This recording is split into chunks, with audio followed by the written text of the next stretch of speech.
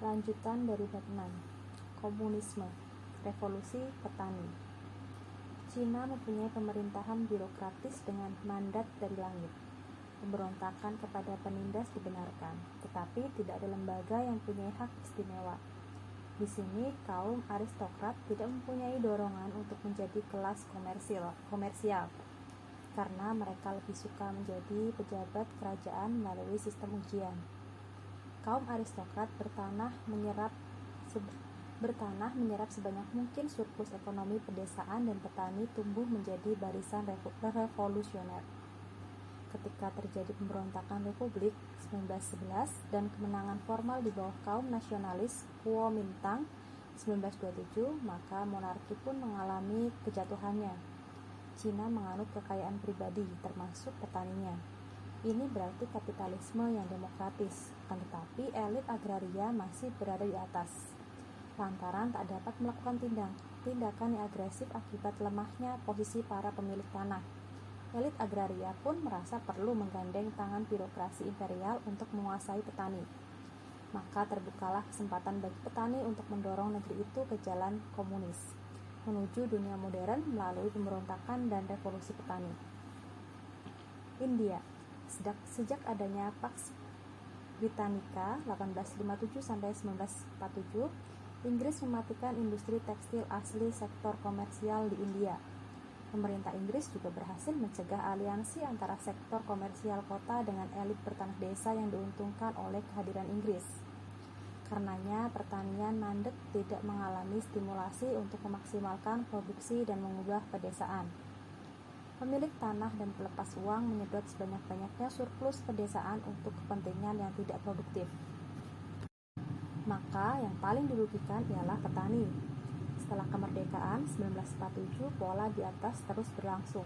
Di bawah pengaruh Gandhi yang mengidealisir masyarakat desa, ada retorika tentang pola masyarakat sosialis.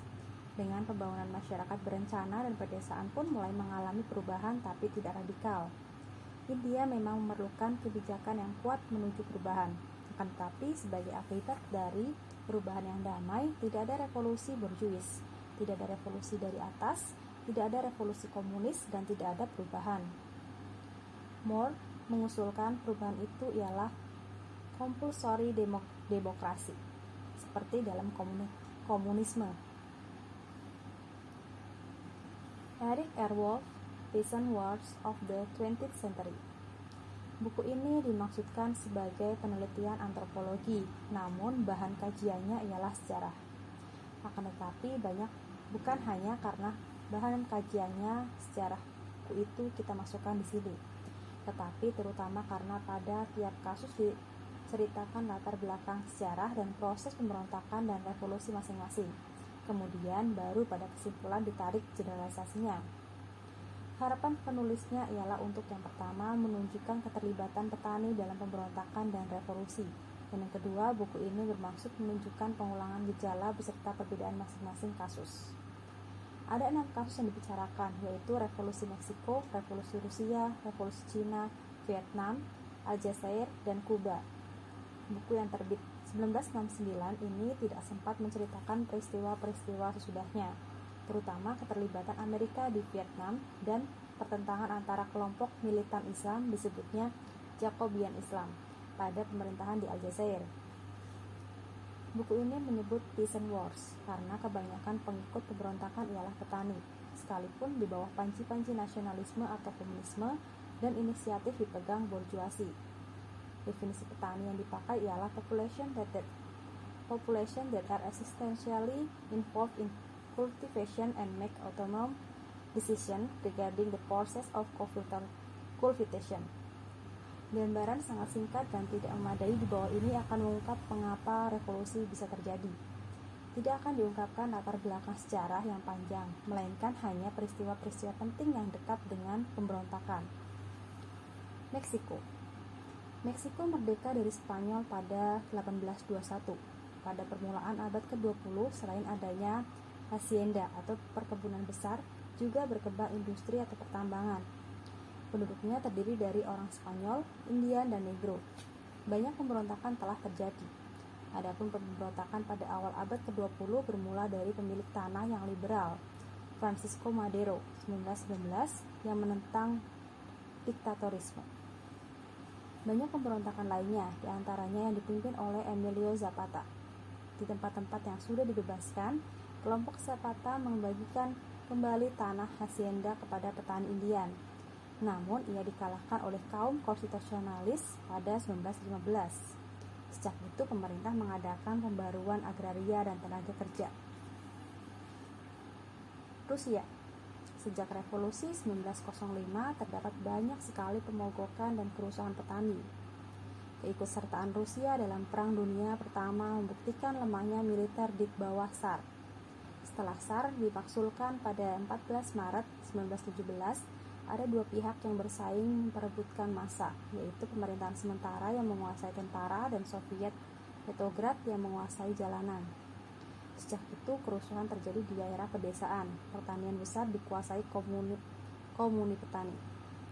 Kaum Bolshevik memegang kepemimpinan revolusi. Bolshevik memimpin buruh yang mogok dan tentara yang memberontak. Sementara itu, terbentuk koalisi antara petani, buruh, dan tentara. Revolusi menang. Tentara Merah dibentuk pada 1918. Namun, meskipun kaum komunis telah berkuasa sampai 1929, pedesaan Rusia yang lama masih ada. Cina. Ada 3 golongan besar dalam masyarakat, yaitu birokrat, pemilik tanah, dan petani. Petani Cina mempunyai keunikan tersendiri, berbeda dengan petani lainnya di dunia. Keunikan itu ialah yang pertama, akses kepada tanah berbentuk pemilikan pribadi yang diperhitungkan dengan uang. Yang kedua, mempunyai potensi ke arah mobilitas sosial. Ia sendiri atau anak-anaknya dapat memperoleh latihan untuk menjadi birokrat dan pelajar melalui sistem ujian. Dan yang ketiga, birokrat dan petani sering ada hubungan keluarga lewat suku atau su. Revolusi Republik 1911 hampir tidak mengubah struktur pedesaan. Kesukuan masih kuat, kadang-kadang seluruh desa terkait satu suku. Kuomintang atau KMT meneruskan cita-cita republik dengan mendirikan organisasi untuk meningkatkan gerakan reformasi ke arah negara demokratis melalui revolusi melawan kekuasaan para warlord. Selain KMT, ada Kuomintang atau Partai Komunis Cina atau PKC yang berdiri pada 1921. Kedua partai itu berseteru setelah keduanya bekerja sama, dan pada 1927 KMT mengalahkan PKC, tetapi keduanya terus berperang. Belajar dari kekalahan 1927, PKC di bawah Mao Zedong beralih strategi, yaitu memobilisasi petani. PKC merealisasikan cita-citanya. Di wilayah yang sudah dibebaskan, PKC mendistribusikan tanah milik tuan tanah kepada petani yang benar-benar menggarap tanah. Strategi itu membawa hasil ketika pada 1949 PKC menguasai seluruh negeri. 80 anggota adalah petani. Vietnam. Prancis mulai menyerbu Vietnam pada 1850, tetapi baru pada 1867 Prancis dapat menguasai negara itu. Prancis berusaha meningkatkan ekspor beras dengan memberikan pemilik tanah besar baru dengan jalan mengatur kembali pemilikan tanah atau mencari tanah-tanah baru. Selain beras, karet juga menjadi bahan ekspor. Adapun tenaga kerja pertanian direkrut dengan cara paksa. Paling parah ialah di perkebunan karet. Para tuan tanah baru itu tidak hanya terlibat dalam pertanian, tetapi juga dalam manufaktur, perdagangan, dan perbankan. Komersialisasi ini berakibat masuknya Vietnam dalam pasaran dunia, maka runtuhlah kehidupan desa yang bersifat komunal. Ada pemilik tanah besar, tapi tak ada kelas menengah komersial. Industri-industri atau tekstil, kereta api, dan lain-lain berada di tangan orang Prancis, sedangkan perdagangan berat dan kredit berada di tangan orang-orang Cina. Buruh industri memulai pemberontakan didukung oleh petani. Revolusi Vietnam yang pecah pada 1940 dapat dibagi ke dalam 3 fase: inkubasi 1940 sampai 1945, campur tangan Prancis 1945 sampai 1964, keterlibatan Amerika 1960. Aljazair. Prancis yang berkuasa penuh atas Aljazair pada 1840 memperkenalkan hak milik pribadi, menghapus kepemilikan komunal atas tanah. Prancis menguasai tanah-tanah milik berbagai lembaga keagamaan. Orang-orang Prancis mendapat bagian dari tanah terbesar yang disita negara, sehingga mereka jadi penguasa atas tanah yang subur. Petani asli Aljazair terusir ke tanah-tanah baru yang belum dibuka. Tanah dikuasai Prancis di distrik Oran. Misalnya, orang Prancis menguasai 65% tanah untuk perkebunan anggur, menyisakan 35% untuk orang Aljazair. Inilah faktor utama pemberontakan petani di Aljazair. Kuba. Revolusi Kuba dimulai pada 1959. Tanah yang kecil dan menghasilkan gula itu semula adalah koloni Spanyol dengan penduduk campuran Spanyol, Indian, dan Negro. Percampuran ras yang terjadi menghasilkan identitas baru, bangsa Creole.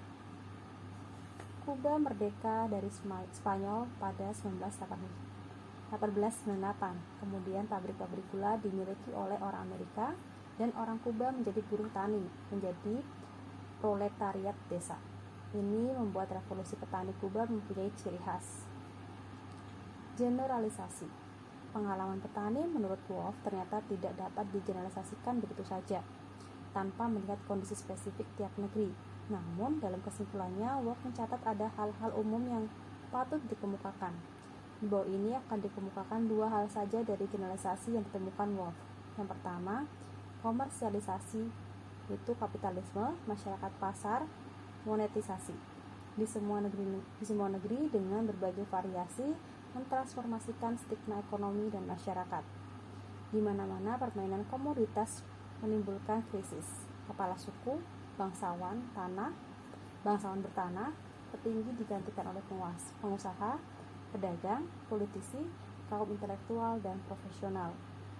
Secara ekonomis, mula-mula komersialisasi mengancam kepemilikan tanah komunal, penggembalaan hutan, dan tanah garapan. Kedua, kelas menengah atau revolusioner lah yang menjadi pemicu pemberontakan petani. Sementara petani semula yang sama sekali lumpuh dan hanya bisa jadi korban merespon gerakan revolusioner itu. Petani ternyata memerlukan kekuatan luar untuk bisa bergerak.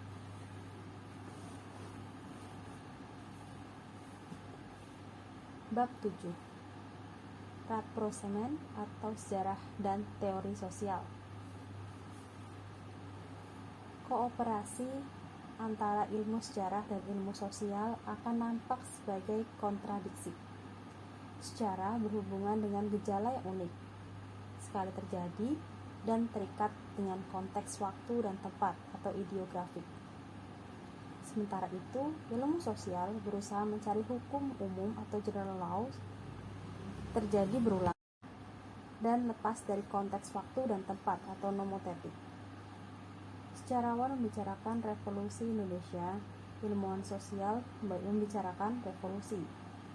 Selain itu, kontradiksi semu juga terjadi karena sejarah itu diakronik, sedangkan ilmu sosial sinkronik.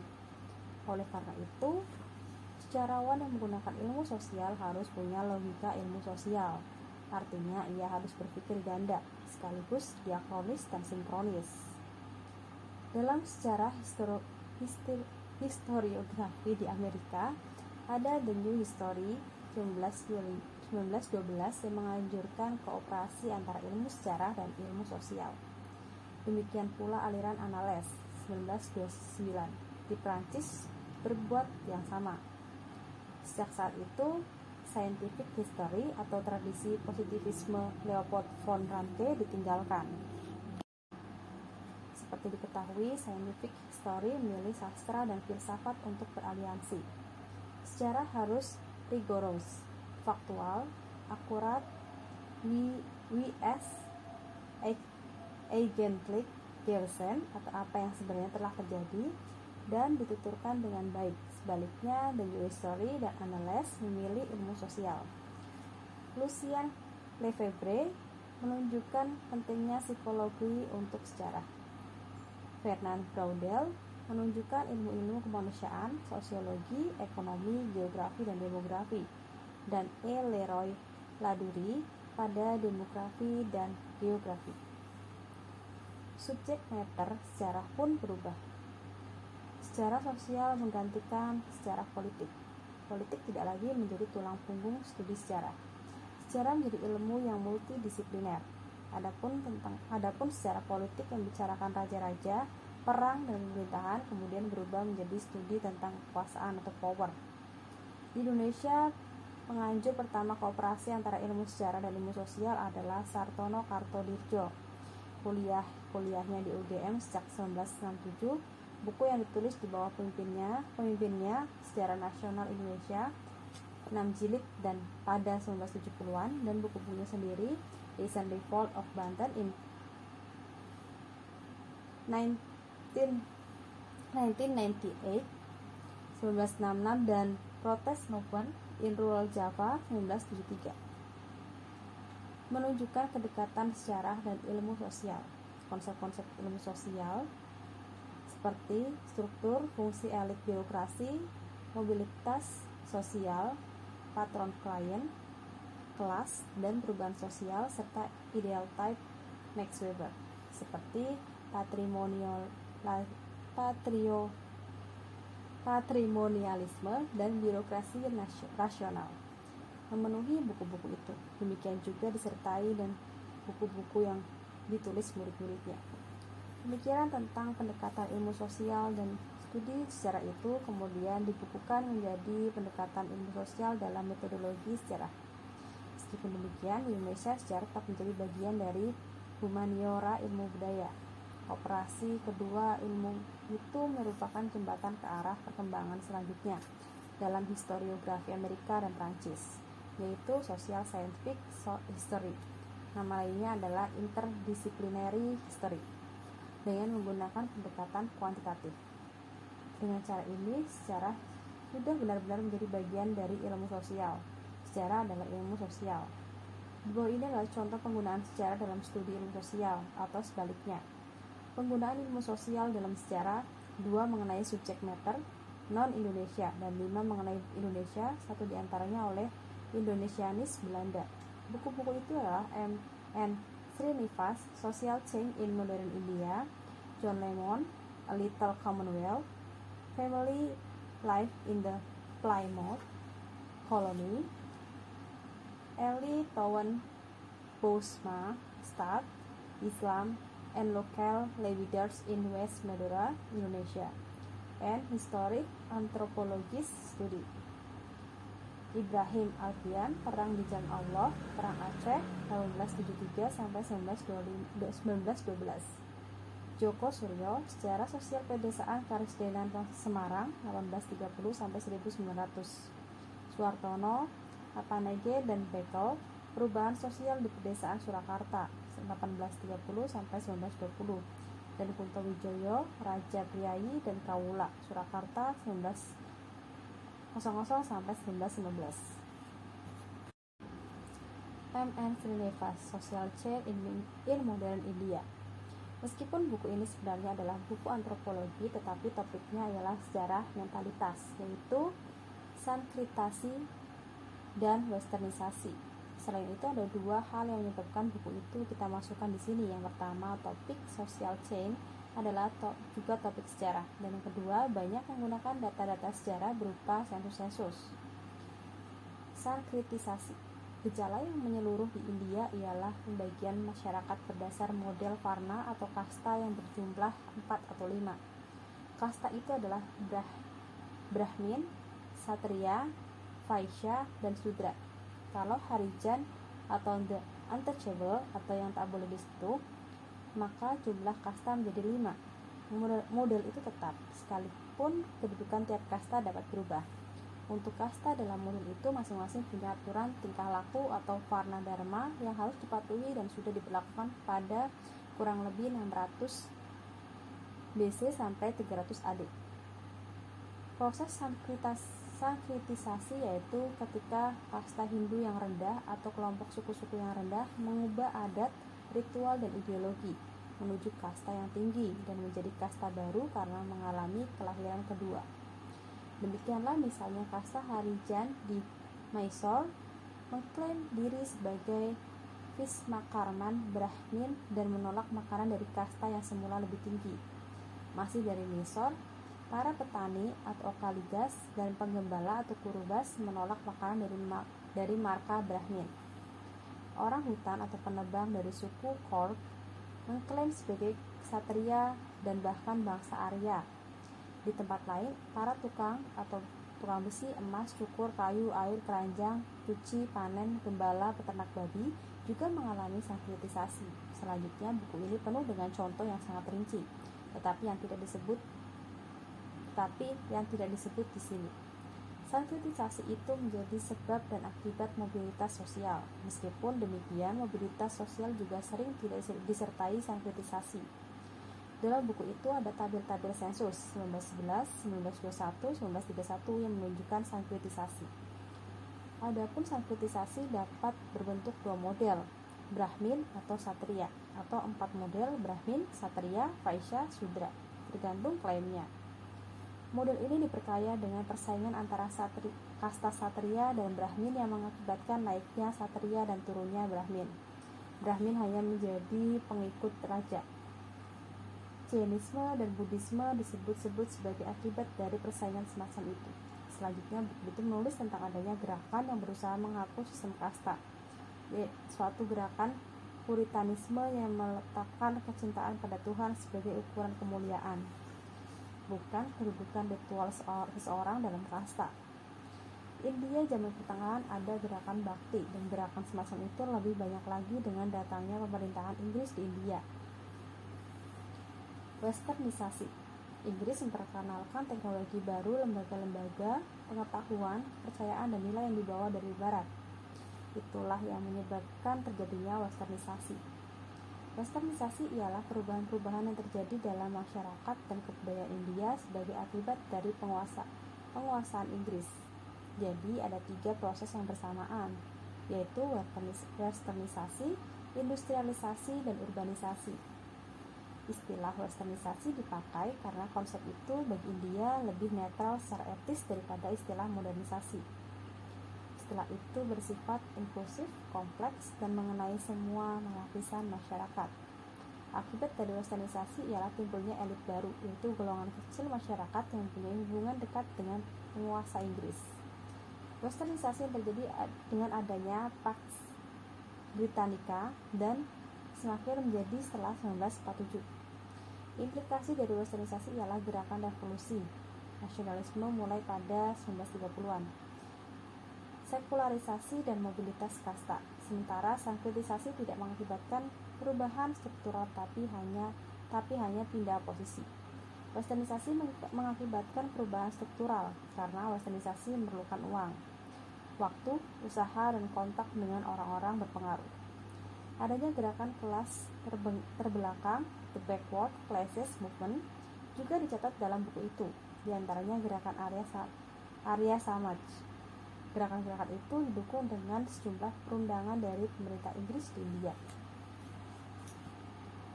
John Demos, A Little Commonwealth, Family Life in Plymouth Colony. Dalam studi kasus ini terdapat forward dari pengarangnya yang mengutarakan mengapa ia menulis tentang keluarga, penggunaan ilmu sosial, dan metode kuantitatif. Sejarawan biasanya hanya tertarik untuk menulis unit-unit besar seperti wilayah, partai politik, dan kelas sosial. Ia menulis lembaga primer ini karena melimpahnya sumber berupa artefak fisik, surat wasiat, dan catatan-catatan resmi.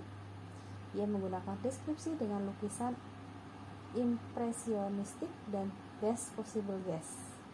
Juga konsep-konsep interdisipliner, sosial, antropologi, demografi, dan psikologi seperti keluarga, struktur extended family, nuclear family, penjenjangan umur, dan diferensiasi sosial. Dalam analisis ini ia menggunakan inferensi statistik. Ada tabel data-data demografi di bagian appendix.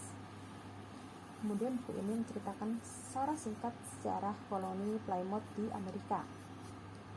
Dengan menumpang kapal Mayflower pada 1620, sebanyak 102 orang tiba di tempat baru, Plymouth.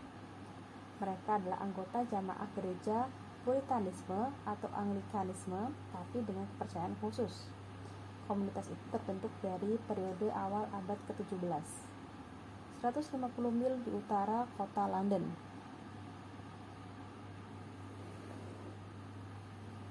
Karena tekanan-tekanan semakin kuat, mereka menyingkir ke Holland pada 1607. Mula-mula ke Amsterdam, kemudian pindah ke Leiden.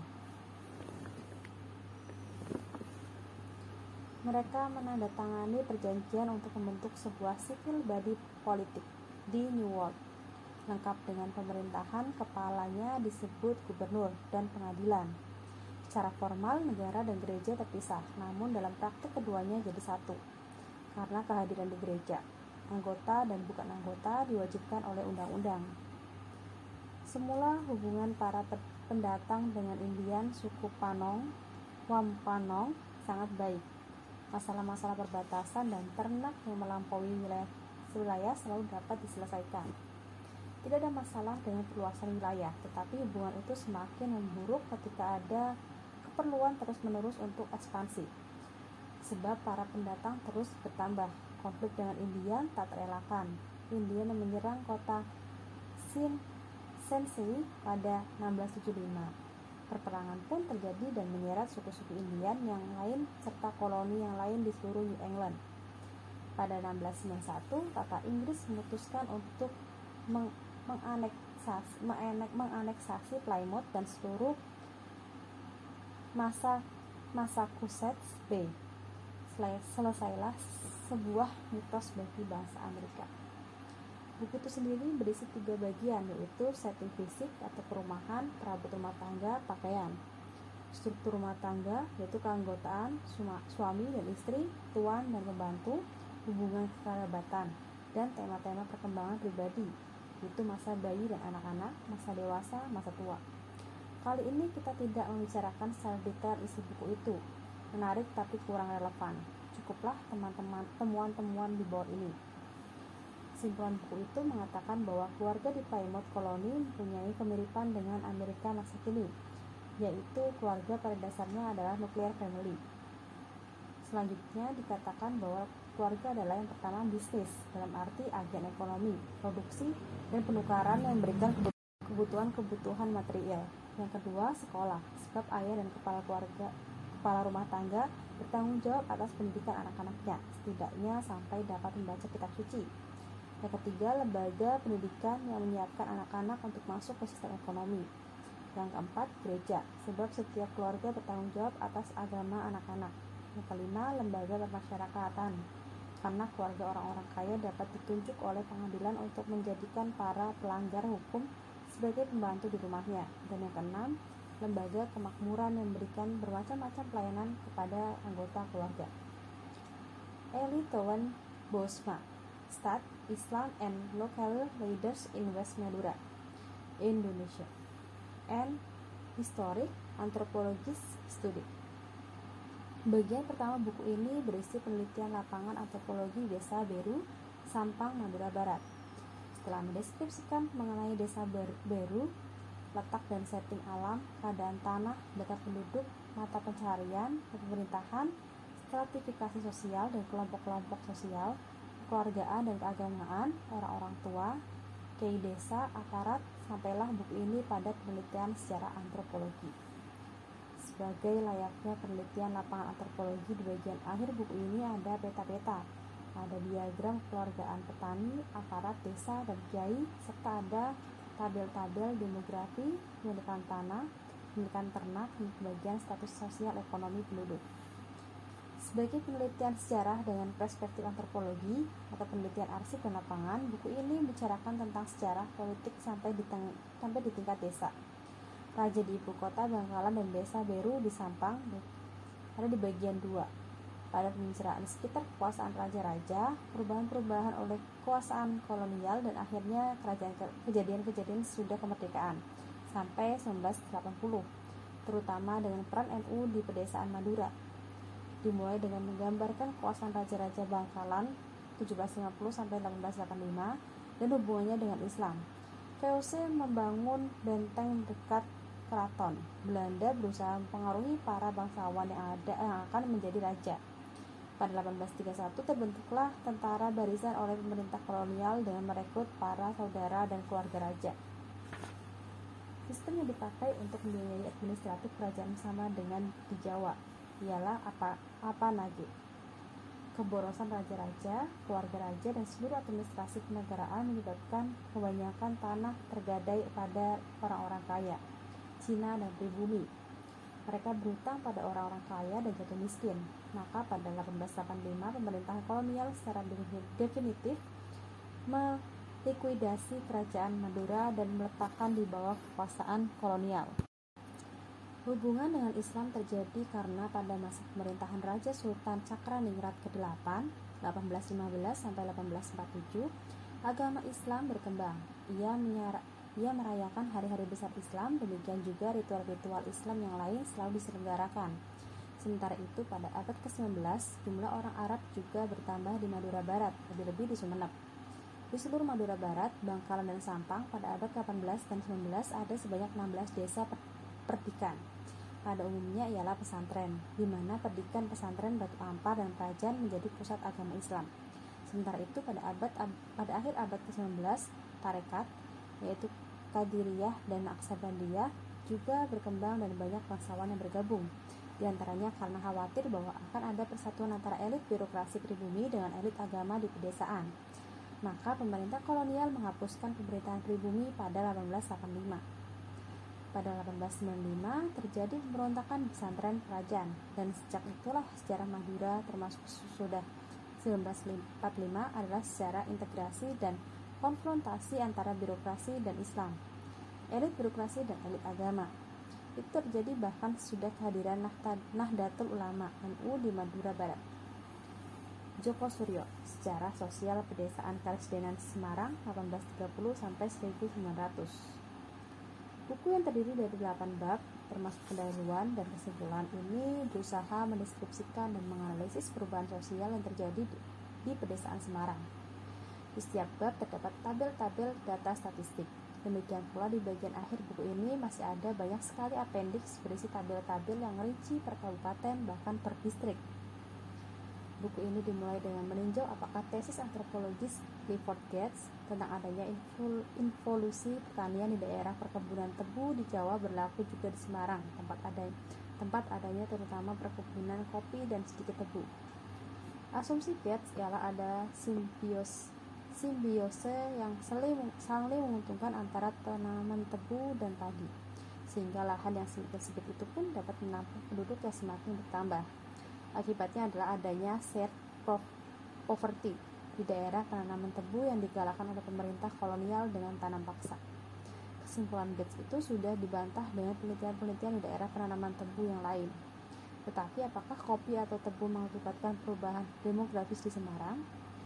Di tingkat distrik ternyata tidak ada hubungan antara penanaman kopi atau tebu dan perubahan demografis pada masa sistem tanam paksa. Kalau tidak ada, pasti ada sebab-sebab lain yang mengakibatkan perubahan.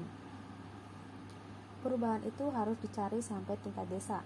Bab 3 buku ini menyatakan bahwa kesalahan-kesalahan administratif di tingkat desa menyebabkan beban berat penduduk karena sewa tanah dan herendisten telah mengakibatkan perpindahan penduduk.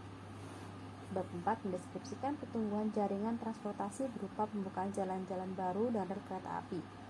Secara positif, akibat dari tersedianya jaringan transportasi baru ialah tumbuhnya desa baru dan petani dirangsang berproduksi untuk memenuhi kebutuhan pasar.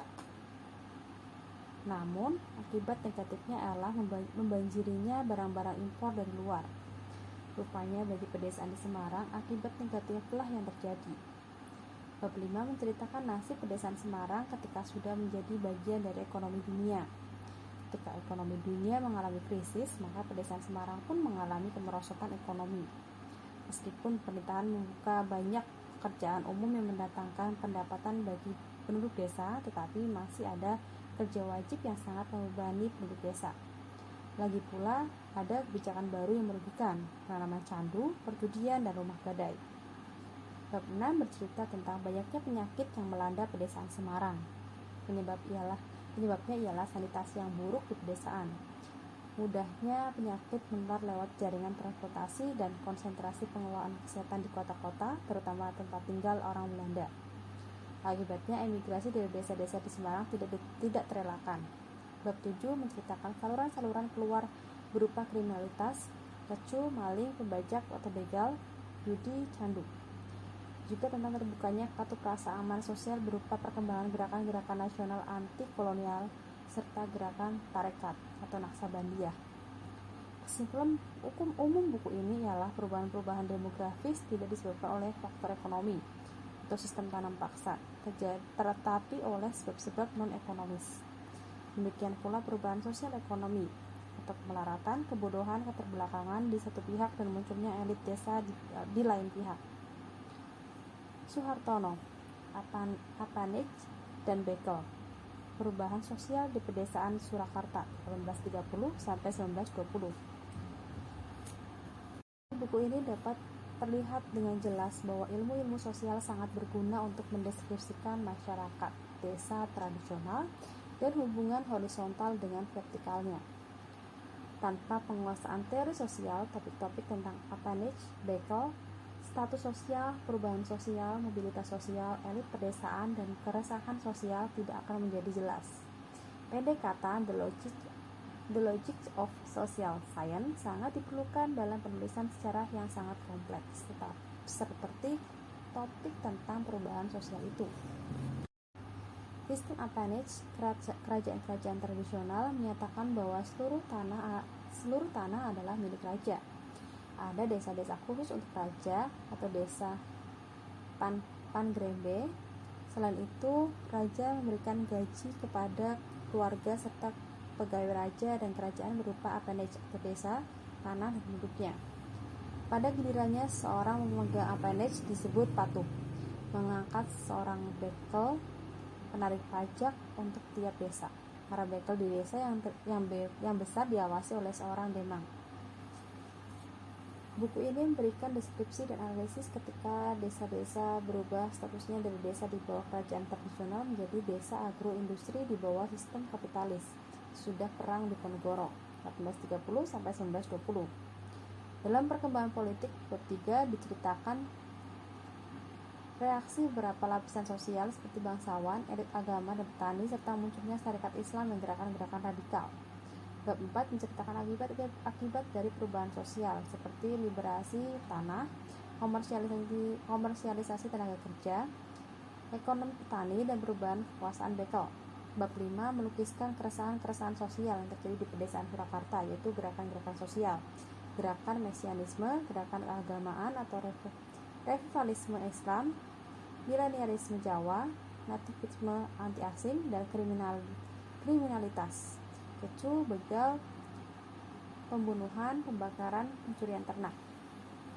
Transformasi struktural terjadi di pedesaan ketika pemerintahan kolonial menghapuskan sistem appanage, pembentukan pemerintahan desa, dan bekel menjadi kepala desa.